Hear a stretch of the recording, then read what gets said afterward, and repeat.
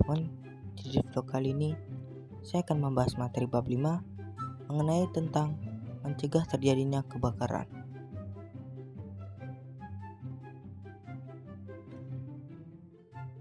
Sesuai peta konsep di samping, kali ini kita akan membahas yang pertama, definisi kebakaran, sumber nyala api, proses dan resiko kebakaran. Yang kedua, jenis dan penyebab kebakaran. Yang ketiga, media, teknik dan sarana pencegah dan pemadam kebakaran. Yang keempat, pencegahan dan penanganan kebakaran.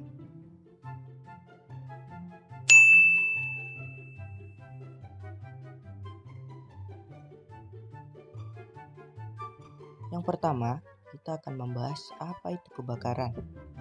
Jadi kebakaran adalah suatu nyala api akibat reaksi kimia yang disengaja ataupun tidak disengaja, dan baik besar maupun kecil, yang tidak dapat dikendalikan, sehingga menimbulkan banyak sekali kerugian ya teman-teman.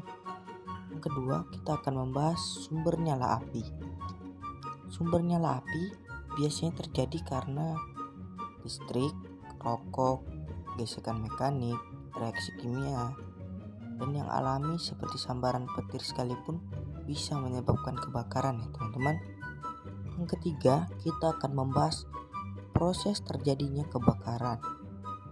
Nah, di proses kebakaran ada yang disebut dengan segitiga api ya teman-teman. Teman-teman bisa perhatikan di gambar, itu adalah teori segitiga api yang menyebabkan kunci utama kebakaran ya teman-teman. Dan yang terakhir ada risiko kebakaran.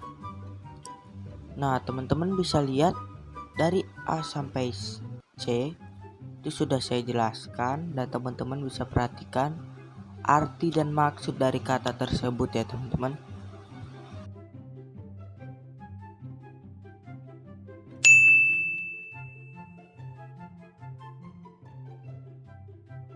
Selanjutnya kita akan membahas kelas-kelas kebakaran. Yang pertama ada kelas A. Di kelas A itu bahan yang terbakar berupa material berserat seperti kayu, kertas, kain, karet, dan plastik.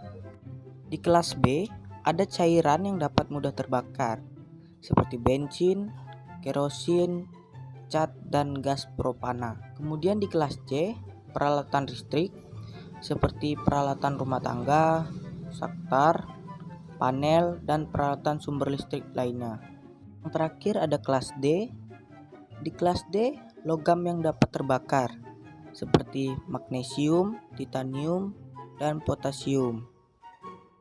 Selanjutnya kita akan membahas apa penyebab terjadinya kebakaran. Jadi penyebab kebakaran itu ada dua faktor. Yang pertama faktor manusia, dan yang kedua faktor alam atau lingkungan.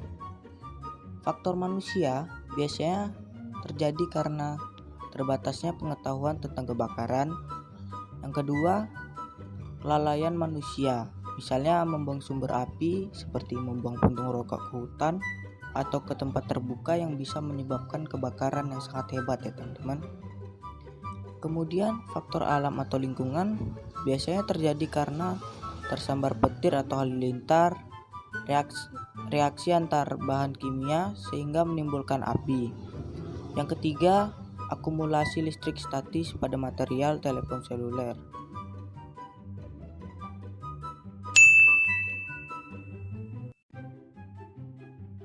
Kemudian ada media pemadam kebakaran. Untuk media pemadam kebakaran ada dua macam yang biasa sering dipakai ya teman-teman. Ada media padat, contohnya pasir, tanah, dan tepung kimia.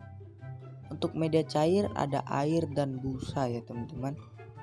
Kemudian ada media gas. Media gas biasanya terdiri dari gas karbon dioksida dan gas halon ya teman-teman. Selanjutnya kita akan membahas teknik pemadaman kebakaran ya teman-teman. Jadi ada beberapa teknik yang bisa kita gunakan. Yang pertama dengan pendinginan atau cooling. Yang kedua pemadaman dengan pembakaran oksigen atau dilution. Yang ketiga, pemadaman dengan memindahkan bahan bakar, starvation.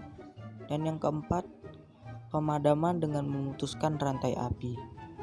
Selanjutnya kita akan membahas cara untuk mencegah terjadinya kebakaran atau cara menguranginya ya teman-teman. Yang pertama, kita bisa memasang atau menempelkan poster-poster peringatan tentang kebakaran ya teman-teman. Kemudian yang kedua ada fire alarm system.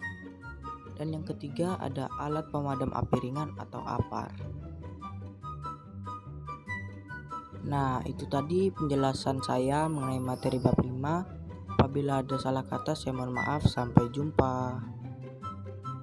I know is not enough.